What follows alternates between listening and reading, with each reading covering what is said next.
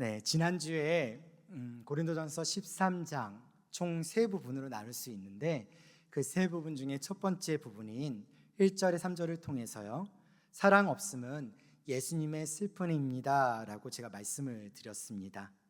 오늘은 이 13장의 4절에 7절을 통해서 사랑의 속성에 대해 알아보고 사랑은 곧 예수님이다 라는 제목으로 함께 말씀의 은혜를 나누기를 원합니다. 여러분들 오늘 우리가 읽었었던 이 4절에서 7절까지의 말씀 너무나 많이 익숙한 말씀이죠. 너무 익숙한 말씀일 겁니다. 많이 들어오셨고 또 자주 들어왔던 설교의 본문이기도 하고요. 또한 단어들마다 직관적으로 쉽게 이해할 수 있는 단어들이기도 합니다. 자, 그런데 익숙하기는 하지만 어떠세요? 여러분들 이거를 지키고 계십니까? 네. 지키지 못하는 이유는 과연 뭘까라는 생각을 좀 잠시 해봤습니다. 대부분 이것을 지키지 못할 때 왜 지키지 못하느냐라고 하면은 그냥 딱히 이유 없어요. 그래서 대부분 하시는 말씀들이 이렇게 말씀하십니다. 제가 이렇게 행동하지 않아서요. 말씀인데 순종하지 않아서요. 이제 그렇게 대답을 하고 끝나게 되어지는 부분입니다. 그러나 이유는 무엇인지 제가 좀 명확하게 말씀드리고 싶은데, 우리가 이런 것들을 지키지 못하는, 다시 말해서 그러니까 하나님의 말씀을 내가 들었을 때 그 말씀을 지키고 아니면 또 말씀에 순종할 수 있는 것, 이제 그런 것들을 잘 하지 못하는, 행동으로 잘 나타나지 못하는 이유가 하나가 있어요. 그것은 무엇이냐면 오늘 이제 사랑에 대한 이야기니까 이 사랑에 대한 단어, 이 사랑의 속성의 의미를 이해하고 있지 못하기 때문입니다. 내가 그것을 제대로 안다면, 그리고 내가 그것을 제대로 이해한다면 우리는 그것을 지킬 수가 있어요. 자, 왜냐면요, 무엇이든 행동이라는 이 아웃풋을 내려면요 반드시 동기라는 게 필요합니다. 그 동기는요, 내가 이해하고 지식으로 가져서 그것이 내 안에 있는 감정하고 이어져 갔을 때 생기는 것이 바로 동기라는 거예요. 이것이 인간의 행동 양식입니다. 하나님의 말씀에 순종하려면 동기가 필요하다라는 거예요. 그러려면 말씀의 의미를 깨달을 수 있어야 돼요. 성도님들 말씀 듣다 보면 마음속에 좀 그런 생각 해보실 적 없으세요? 저 말씀이 이런 의미를 가지고 있구나. 이게 이런 의미구나. 이런 뜻이구나. 이렇구나. 내가 정말 이렇게 살아야 될 것 같은데. 내가 좀 이렇게 해봐야 될 것 같은데. 그래서 내가 그때 잘못했었던 거지. 라는 생각들 아마 다 해보셨을 것입니다. 하나님의 말씀에 순종하려면 동기라는 게 필요하다고 말씀을 드렸어요. 그 동기는 이해가 필요합니다.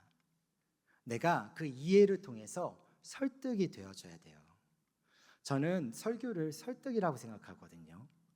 그래서 여러분들에게 설득하는 겁니다. 물론 하나님의 말씀 그대로 우리가 믿음을 받고 살아야 되는 거 아닙니까? 라고 말할 수 있는 것은 대전제고요. 하나님의 말씀이 나에게 설득되어져야 돼요. 그리고 그것이 내 안에서 이해되어져야 돼요.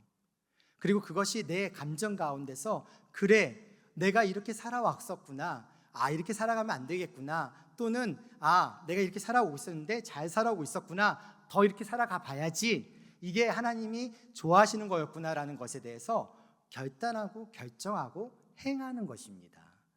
그것이 하나님의 말씀을 받은 백성이 그 말씀대로 살아가는 삶의 방식이다라는 것이죠. 자, 이러한 행동 양식 안에서 마찬가지로 성경이 가르치는 사랑을 해야 하는데, 우리가 그러한 사랑의 행동에 아웃풋이 없다라는 것은 뭐가 이유다라고요? 성경이 말하는 그 사랑을 제대로 이해하지 못하고 있다라는 것입니다.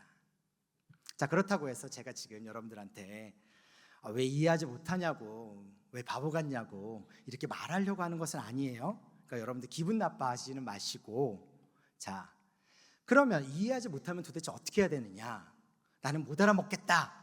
목사님 설교 제대로 못 알아먹겠다. 그러면 더 들으시면 돼요. 유튜브라는 것은 있습니다. 유튜브 조회수가 지금 910명이 지금 채워졌습니다. 언젠간 1000명을 채워줄 것을 바라고 있는데요. 이제 하여튼 구독과 좋아요 해주시기 바라고요. 자, 여하튼 간에 중요한 건 무엇이냐면 내가 이해가 되지 않았을 땐 하나만 하면 돼요. 그냥 다시 들으면 되고요. 다시 생각해 보면 되고요. 다시 이해하면 되는 겁니다. 한 번으로 완료되는 것이 결코 아닙니다. 하나님의 말씀은 반복해서 만들어지는 과정입니다. 하나님의 말씀인데 그 말씀으로 내가 받고 믿고 딱 붙잡고 꽉 붙잡고 살아야 되는 거 아니냐. 그거 그냥 놔도 돼요? 그냥 뭐 포기해도 돼요? 다시 시작해봐도 돼요? 네, 그래도 됩니다. 그래도 돼요. 자, 오늘 본문에서 보면은요, 오늘 본문도 그래도 된다라고 말하고 있는 거예요. 조금 더 보면요, 사랑을 하려면 반복하고 만들어가는 과정이 필요하다고 지금 우리가 읽었었던 구절이 주장하고 있어요. 4절에서 7절 이 부분은요, 사랑을 설명하는 단어들이 많습니다. 근데 그 단어들과 연결되어진 동사, 그 동사를 보면 다 현재 진행형으로 되어져 있습니다.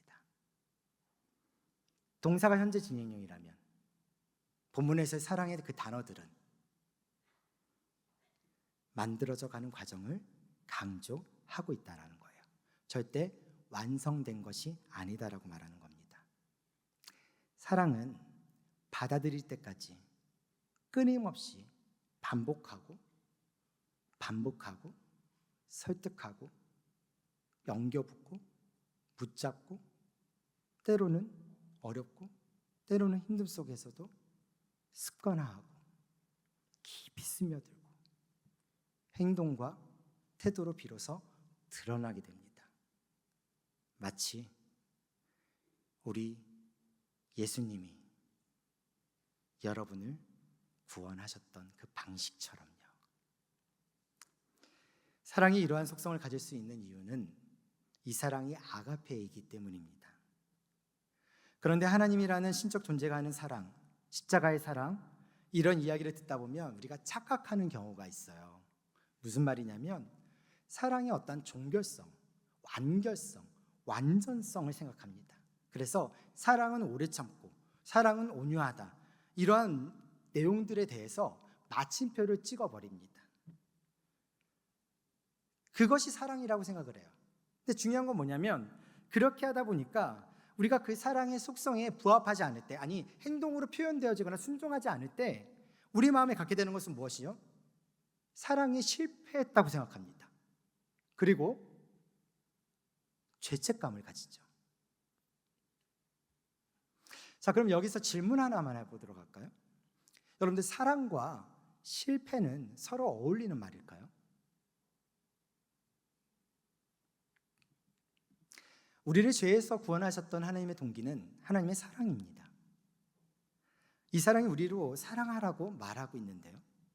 그런데 그 사랑이 못하면 사랑이 실패한 것이고 죄책감을 가져야 하는 것일까요? 하나님이 우리를 사랑한다라는 동기로 우리를 구원하셨는데, 구원받은 우리가 사랑해야 되는데 그 사랑을 내가 못하면 실패한 거고 죄책감을 가져야 하는 것인가요? 그렇게 되어지는 거면 사랑이 율법과 뭐가 다른가요? 그러면 하나님의 사랑의 동기가 필요 없죠. 성경에 수없이 나오는, 아니 구약에 나오는 수없이 많은 수많은 율법을 가지고도 우리를 구원하실 수가 있는 거예요. 자, 검사 엄마가 있다고 칩시다. 검사 엄마가 자기 아들에게 이제 밥을 차려놨다고 톡을 보냈어요. 저녁을 차려놨으니까 뭐 학원 갔다가 와서 7시쯤에 집에 와서 밥을 먹어 라고 이야기를 했어요. 근데 그 아들이 어떤 일 때문인지 어떤 상황이든지 하여튼 제 시간에 와서 밥을 못 먹었어요. 그래서 안 먹었어요. 자, 검사 엄마가 밥을 먹으라고 얘기를 했는데 못 먹어서 안 먹었어요. 그랬더니 그러면 검사 엄마가 그 아들을 감옥에 넣습니까? 죄인이라고 고발합니까?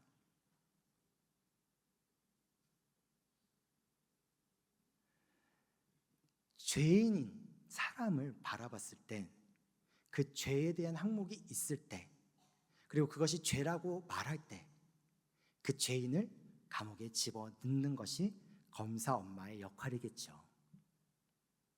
사랑과 율법은 다릅니다. 율법은 우리의 순종과 불순종을 통해서 죄를 인지하고 돌이켜 가야 할 길을 알려주는 것입니다. 근데요, 사랑은 그 길을 알려준 율법 앞에서 그 길이 어떻게 가야 할지에 대한 힘, 이제는 가야 하는데 그 가야 할 힘, 돌이킬 그 힘을 주는 게 사랑입니다. 그리고 그 사랑은 그 길을 돌이켜서 어떻게 가야 할지를 보게 해주는 게 바로 사랑이라는 것입니다. 아가페는요, 율법으로 할 수 없는 것을 하시기 위해 이 땅에 오셔서 그것을 직접 듣고 보고 만지게 하셨습니다. 나라는 연약하고 더딘 사람에게 맞춰주시기 위해서 사랑은 결과가 아니라 과정으로 우리에게 가르쳐 주셨다는 거예요. 신이 인간에게 와서 사랑을 가르쳐 주셨다는 거, 이거 엄청난 놀라운 사건입니다. 우리 스스로 할 수 없으니까 사랑이라는 고린 지점을 두고 달려가라고 말하지 않으시고 그 출발선부터 함께 뛰면서 그 고린 지점까지 가자고 하고 있는 것이라는 거예요. 그것이 사랑이고 그것이 아가페입니다. 사랑은 이 땅에서 우리가 할 수 없는 구원을 직접 보여주셨고 함께 하심으로 구원을 이루어 가셨습니다. 그래서 사랑이 예수님이라고 말할 수 있는 거예요. 왜냐하면 사랑을 정의할 수 있는 이 모든 단어들은 예수님의 성품을 묘사하는 단어들이거든요. 그리고 그 성품을 이해하고 닮아가는 것이 우리가 사랑을 해야 될 삶의 모습이라고 성경은 우리에게 끊임없이 말하고 있습니다. 그럼에도 불구하고 우리가 기억해야 될 것은 무엇이냐? 예수님의 성품이기 때문에 완전성을 갖느냐? 아니라는 거예요. 여러분들 제가 착해 보이십니까? 대답을 안 해주십니까? 왜 웃기만 하세요? 자, 여러분들 제가 어떻게 온유해 보이시나요? 네, 고맙습니다. 네, 온유하진 않습니다. 네, 겸손해 보이십니까? 네, 그 더 아닌 것 같죠? 네, 여하튼 자, 제가 여러분들한테 뭐라고 표현했죠? 저한테 제가 보였냐라는 단어를 사용했어요. 겸손해 보였냐? 온유해 보였냐?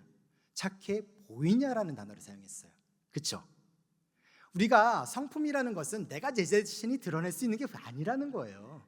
성품은 누군가가 나를 바라봤을 때 저 사람의 모습이 이렇구나라는 것을 보게 만드는 거예요. 성품이 그래요.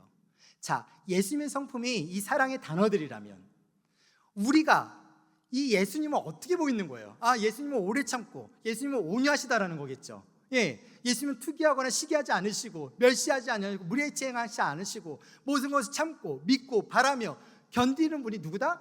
예수님이시구나. 왜요? 그 예수님이 나의 예수님인 거니까.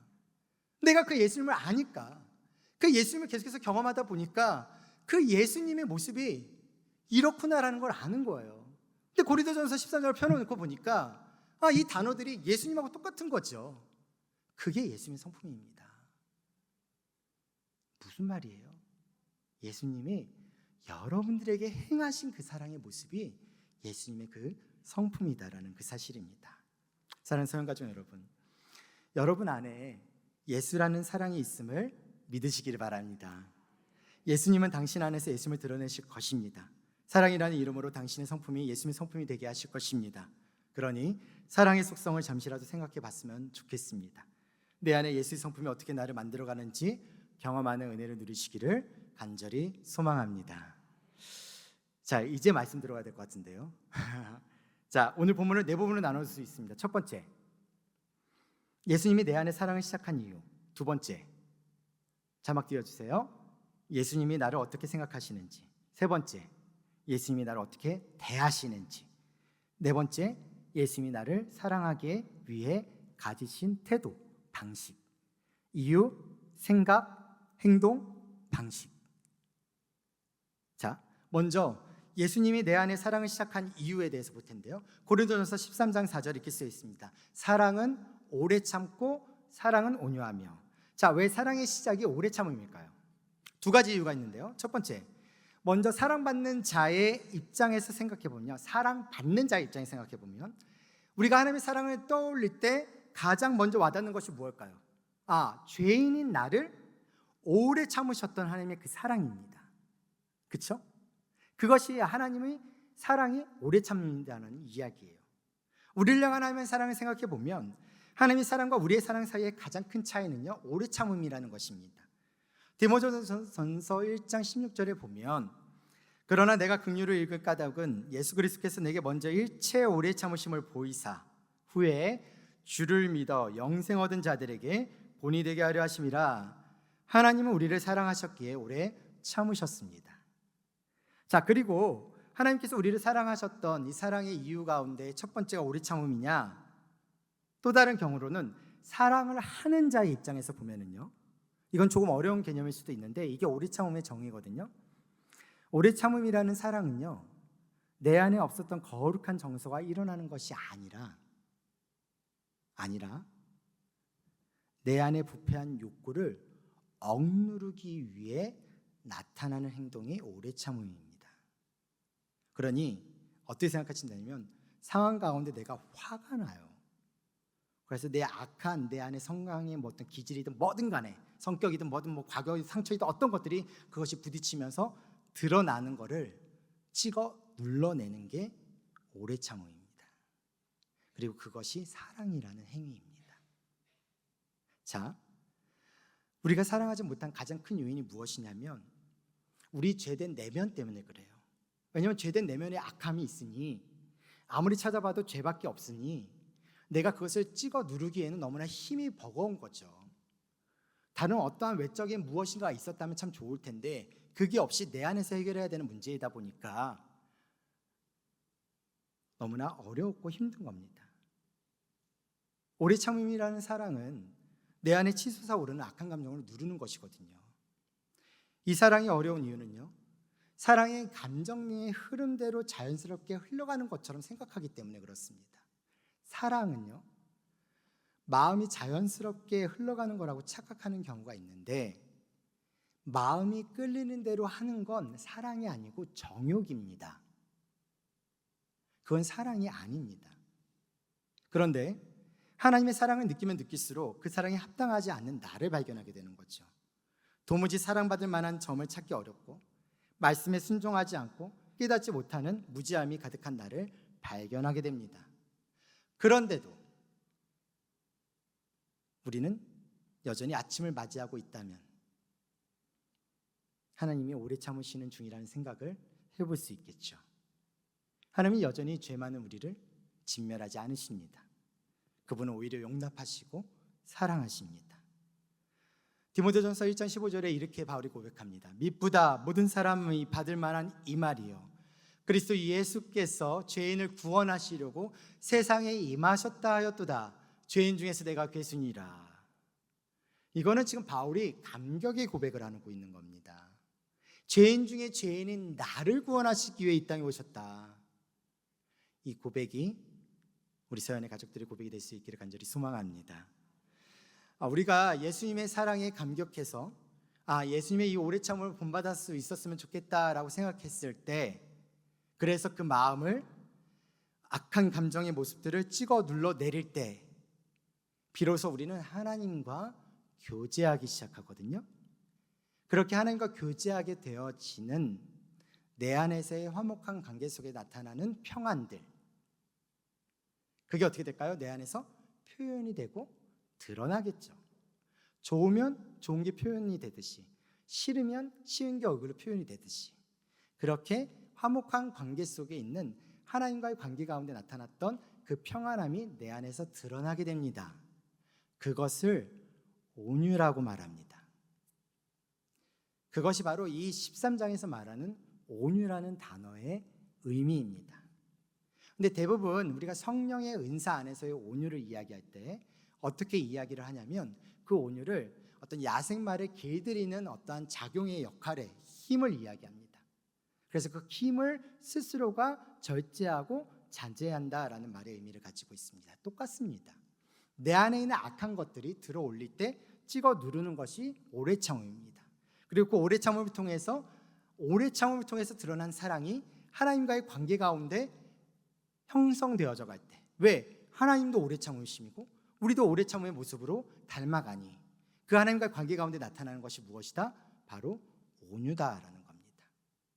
그리고 그 온유함은요, 세상의 모든 가시적으로 갖고 있는, 가시돋친 삶의 모습으로 살아가고 있는 모든 인생들을 덮어줄 수 있는, 높게 할 수 있는 힘을 가지고 있습니다. 저는 우리 서영교회에 가시돋친 사람들이 많을 거라고 생각합니다. 왜요? 저는 우리 서영교회에 온유한 사람들이 많다고 생각하거든요. 왜? 온유한 사람이 많다라는 건 가시돋친 사람이 있으니까 있는 겁니다. 왜요? 하나님은 이 교회 공동체를 그러한 하나님의 사랑으로 덮어가기를 원하시기 때문에 그렇습니다. 하나님이 그런 마음으로 우리에게 사랑을 베풀어 주셨다라는 것입니다. 바라기는 가시돋친 사람이 아닌 가시를 놓여버리는 그런 사랑의 통로로 쓰임받는 우리 세연의 가족들 되시기를 소망합니다. 두 번째로, 예수님이 나를 어떻게 생각하시는지를 생각해 봤으면 좋겠는데, 고린도전서 13장 4절에서 5절 요 사이를 보면요, 5개의 단어가 나오는 구절이 있습니다. 시기하지 아니하며, 사랑은 자랑하지 아니하며, 교만하지 아니하며, 무례행하지 아니하며, 자기 유익을 구하지 아니하며. 자, 이 5개, 시기, 자랑, 교만, 무례함, 이기주의, 교회 안에서 너무나 자주 경험하는 모습입니다. 그렇죠? 맞아요. 네, 강요하겠습니다. 자, 왜냐하면 강요해야 됩니다.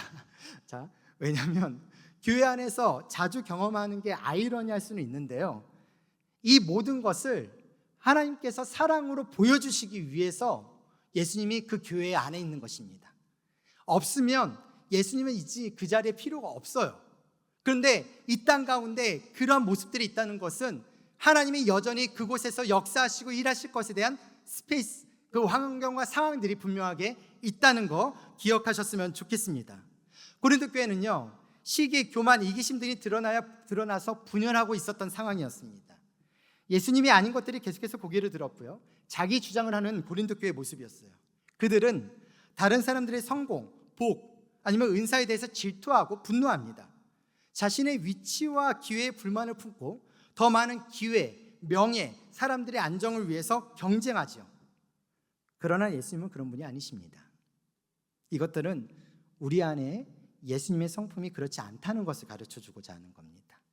예수님의 사랑은 나에 대해서 시기하지 않고, 자랑하지 않고, 교만하지 않고, 무례하지 않고, 이기적이지 않습니다. 예수님은 우리의 성장과 성공에 대해서 분노하고 있지 않고요, 오히려 기뻐하시고 격려하십니다. 어느 누구도 깎아내리거나 무시하지 않으십니다. 인간의 사랑을 흔히들 헬라어로 에로스라고 말합니다. 에로스라는 의미는 무언가를 얻어내기 위한 대가를 요구하게 되는 사랑, 자기 중심적인 사랑이죠. 그러나 예수님의 사랑은 아가페이지 에로스가 결코 아닙니다. 그런데 이러한 아가페가 우리 안에 가득 있어야 되는데, 중요한 건 에로스가 되는 경우가 너무나 많다는 거죠. 왜 그럴까요? 그것은 우리 안에 계셨어야 될 그 예수 그리스도께서 결여된 상태라는 겁니다. 주제권의 중심이 예수님에서 다른 것으로 바뀌니까 사랑이 변한다는 거예요. 사랑을 나누어야 될 상대가 경쟁 상대로 변하게 되니까 시기하고 자랑하고 교만하고 무례해집니다. 하나님의 절대적인 사랑을 깨닫지 못하니까 하나님만 바라보지 못하고요, 우상도 사랑하기 시작하는 거죠. 그렇게 하나님을 향한 절대적인 사랑이 없으니까 주일 성수하고 선행을 베풀며 섬김을 지속하는 것은 뭐겠습니까? 하나님과는 관계없는 자기 성취일 뿐입니다. 그걸 종교행위라고 얘기합니다. 그러한 종교행위는요, 다른 종교와 다른 무속신앙과 그렇게 별반 다를 바가 없습니다. 그러나 예수님이 우리 안에 가득 차면요, 우리를 어둠 속으로 밀어넣었던 것들이 사라지거든요. 예수로 가득 차면 모든 것이 달라져 보입니다. 우리가 사랑하는 것을 어떻게든 드러내고 싶어 하잖아요. 예수의 사랑이 가득 차면요, 사랑거리가 바뀌어요. 그렇게 되니 어떻게 돼요? 자랑거리도 바뀌겠죠. 바울이 이렇게 갈라디아서에서 고백했습니다. 그러나 내게는 우리 주 예수 그리스도의 십자가 외에 결코 자랑할 것이 없으니 그리스도로 말미암아 세상이 나를 대하여 십자가에 못 박히고 내가 또한 세상을 대하여 그러하니라. 예수의 사랑이 가득하면요, 더 이상 자랑할 필요도 시기할 필요가 없어요. 무리할 필요도 없고요, 이기적일 필요도 없습니다. 우리의 권리를 주장하거나 타인의 은사를 멸시하거나 형제 자매들을 시기할 필요가 전혀 없게 만드십니다. 오직 예수님의 사랑만이 우리를 있는 그대로 받으셨음을 확신하고 모든 것을 이기는 넉넉함을 가지게 할 것입니다. 오히려 나의 필요가 아닌 타인의 필요를 위해 시선을 돌리게 하시고 그들의 관심사가 필요를 채우게 하시고 겸손과 사랑과 눈물로 땀으로 범벅이 되어지는 인생으로 우리의 삶을 바꿔 주실 것입니다. 그것이 예수의 사랑입니다. 바라기는 성도님들이 생각하는 그 예수님의 생각을 깨닫고 그분의 사랑 안에 머무는 은혜가 있기를 소망합니다. 자, 세 번째로 예수님이 나를 어떻게 대하시는지 고린도전서 13장 5절에서 6절을 보면은요, 성내지 않는다, 악한 것을 생각하지 않으시고 불의를 기뻐하지 아니하고 진리와 함께 기뻐하는 거라고 얘기합니다. 사랑은 성내지 않는다라고 하는데요, 이 성내지 않는다라는 거를 날카롭게 되지 않는다, 도발되지 않는다, 격동되지 않는다라는 뜻입니다. 분노는 외부의 요인이 내면의 부패한 본성과 이어졌을 때 드러나는 감정입니다. 이것은 통제할 수 없게 되고요, 타인에 대해 비난과 공격적으로 만듭니다. 그러나 이것은 예수님의 성품이 결코 아닙니다. 성내는 것은 악한 생각을 하게 만들거든요. 타인을 파멸시키려고 합니다. 실제로 파멸시키지도 못하지만 그렇게 누군가를 죽이거나 누군가를 그렇게 해코지하지도 못하지만 대부분의 많은 성도님들이 그렇겠죠. 마음으로, 말로, 눈빛으로, 행동으로 팔을 갈려 파멸시키려고 할 때가 너무나 많습니다. 그러나 이것도 예수님의 성품이 아닙니다. 예수님은 우리를 구원하시기 위해 성내거나 악으로 가꾸거나 불의를 사용하지 않으셨고요, 오직 진리와 함께 걸으셨던 분이십니다. 여러분은 예수님에 대해서 어떤 기억을 가지고 있으십니까? 예수님과 동행하시면서 함께 하시면서 여러분들 안에는 좋은 기억이 더 많이 남으세요? 나쁜 기억이 더 많이 남아 있으세요? 보통 사랑이 많은 사람은요, 사랑받고만 살았다고 생각하고 상처가 많은 사람은 그 인생 너무나 험난해서 상처투성이로만 살아서라고 생각하고 그렇게 우리가 말을 하는 경우들이 많아요. 그런데 사람은 누구나 마음속에 상처가 있기도 하고요, 동시에 그 안에 사랑과 미소도 또한 환대의 기억도 분명하게 있습니다. 다시 말해서 누구든지 그 안에 사랑의 기억도 있고요, 고통의 기억을 동시에 가질 수가 있다는 거죠. 결국 인간의 사랑에 있음이 있느냐, 그 안에 사랑이 없느냐의 차이는 무엇을 묻어두었느냐에 있습니다. 사랑이 많은 사람은요, 사랑의 기억을 가슴에 묻고요, 사랑이 없는 사람은 원망의 기억을 가슴에 묻었기 때문입니다. 사랑을 모르는 사람은 상처를 간직하지만 사랑을 아는 사람은 사랑을 간직한 겁니다. 예수님의 사랑을 간직한 사람은 불이 기뻐하지 않습니다. 오히려 진리와 함께 기뻐하려고 합니다. 진리와 함께 기뻐하는 사랑은 우리로 하여금 하나님과 함께 울고 웃도록 만듭니다. 하나님이 기뻐하시는 것 때문에 기뻐하고 하나님이 슬퍼하시는 것 때문에 슬퍼합니다. 하나님이 사랑하시는 것을 나도 사랑하고 하나님이 미워하시는 것을 나도 미워하며 사는 삶, 그것이 바로 진리와 함께 기뻐하는 삶입니다. 바라기는 예수님이 당신을 사랑했었던 기억들을 떠올리시고 진리와 함께 기뻐하는 사랑을, 삶을 살아낼 수 있는 서연의 가족들이 될 수 있기를 간절히 소망합니다. 자, 지금까지 세 가지를 얘기했어요.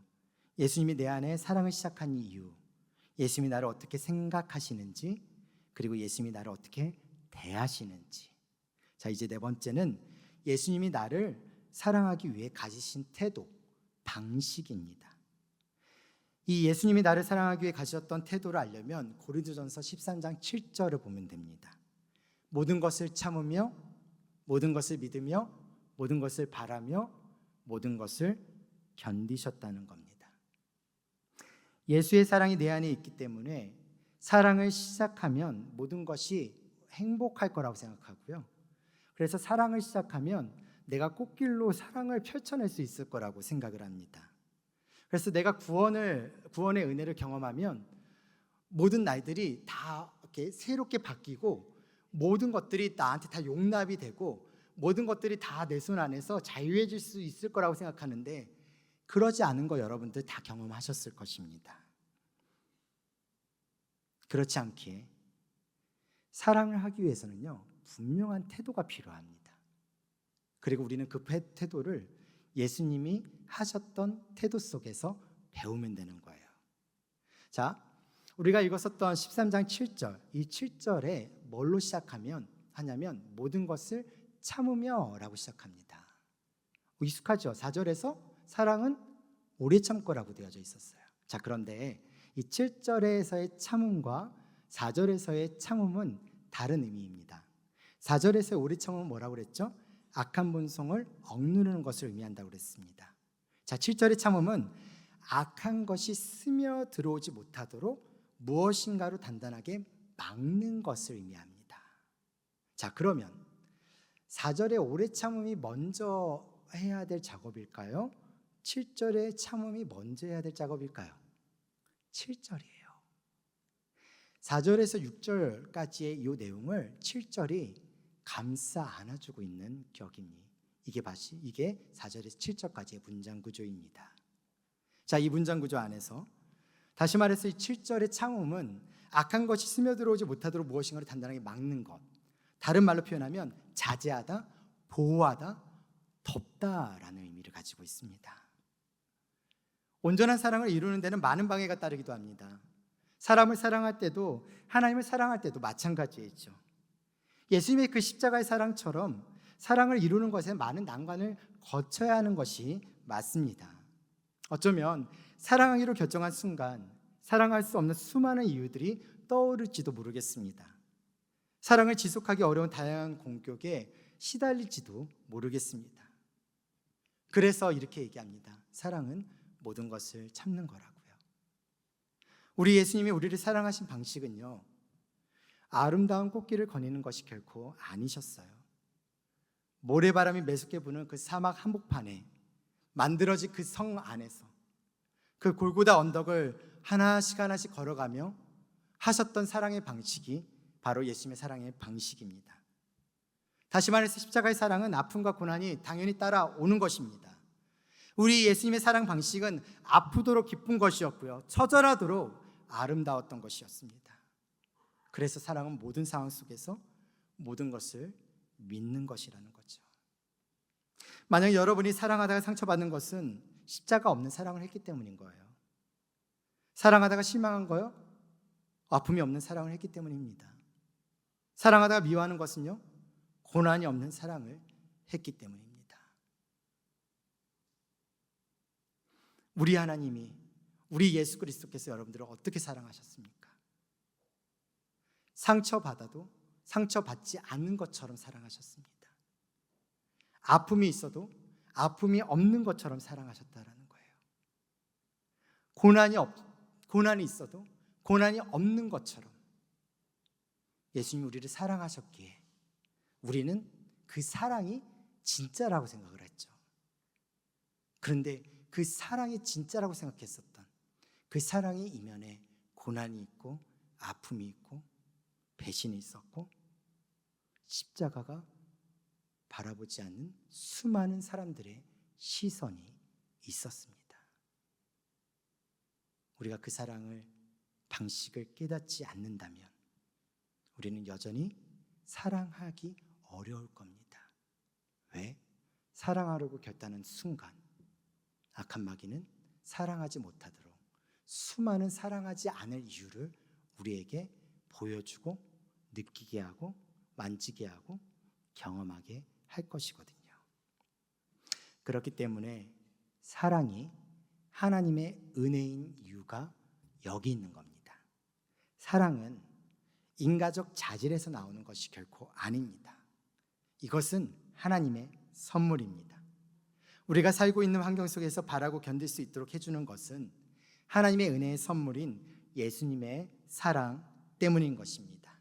그래서 저도 여러분도 누구도 다 사랑할 수 있는, 사랑이 가능한 존재라는 사실 꼭 기억하셨으면 좋겠습니다. 사랑하는 사랑가족 여러분, 하나님은 지금도 우리 안에 하나님의 아들의 형상을 새기고 계십니다.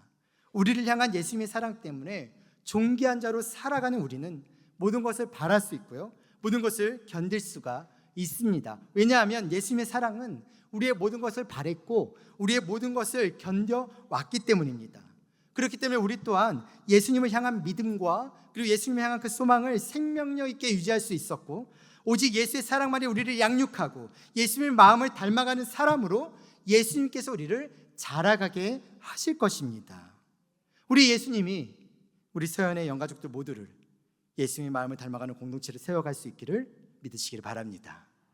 말씀을 맺습니다.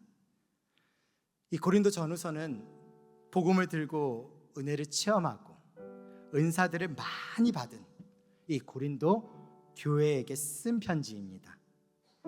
이 사랑에 관한 바울의 충고는 초신자들을 향한 것이 아니라 이미 나름대로 신앙생활하고 있다고 자부하던 사람들에게 쓴 글입니다. 그리고 이 편지는 오늘 우리 서연교회에게 또 서연의 영가족들에게 해당되는 편지입니다. 그러므로 예수님의 삶이 사랑의 삶이었듯이 우리의 삶 또한 예수님의 삶을 닮아갈 수 있는 목표와 소망으로 삼으시기를 바랍니다. 우리가 가진 모든 것 가운데 중요한 것은요, 사랑 그 자체이신 예수 그리스도라는 그 사실을 결코 잊지 마시고 그 은혜 속에서 그 사랑의 본질을 바라보며 내가 걸어가야 될 길이 힘들고 어려운 눈물을 흘리는 그곳 가운데 어쩔 수 없이 결정해야 될 그 상황 속에 사랑의 마음으로 한 걸음 한 걸음 내딛고 나아갈 수 있는, 그래서 모든 것을 덮어줄 수 있는, 믿고 바라고 기다려줄 수 있는 그 넉넉함, 높고 깊고 넓은 그 사랑이 하나님의 사랑이고 예수 그리스도의 사랑이고 그 예수님이 우리 안에 계시기에 여러분들 안에도 동일하게 있음을 믿고 나아가는 우리 서연의 가족들 되시기를 주의 이름으로 축원합니다. 자, 우리 그런 의미에서 서로 격려했으면 좋겠습니다. 성도님 안에 예수님이 있습니다. 격려하겠습니다. 네, 또 이렇게 격려했으면 좋겠는데요, 서연을 예수님처럼 사랑합시다. 격려하겠습니다. 네, 제가 누누이 말씀드리지만 이 서연은요, 서연교회도 말씀드릴 수도 있지만 물서연도 이야기할 수 있고 자신도 이야기할 수 있다는 거 꼭 기억하시고, 서연을 예수님처럼 사랑하는, 내 자신을 그렇게 사랑해 줄 수 있는 여러분, 서로를 사랑해 줄 수 있는 우리가 그런 서연교회가 될 수 있도록 이 나라와 이 민족을 사랑할 수 있는 그런 하나님의 백성들이 될 수 있기를 간절히 소망합니다. 자, 오늘 말씀을 정리하면서 기도 제목 나눌 텐데 오늘은 4가지입니다. 3가지로 줄이려고 했었는데 4가지가 될 수밖에 없었습니다. 자, 첫 번째 기도 제목 같이 읽겠습니다. 시작.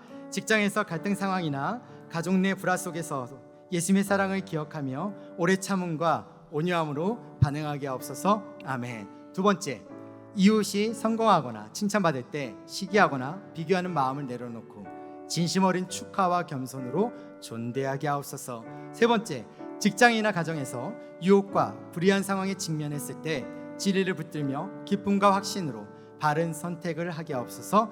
네 번째, 물질과 건강으로 힘든 시간을 보낼 때에도 낙심하지 않고 주의 사랑 안에서 모든 것을 참고 견디며 바라보게 하여 주시옵소서. 아멘.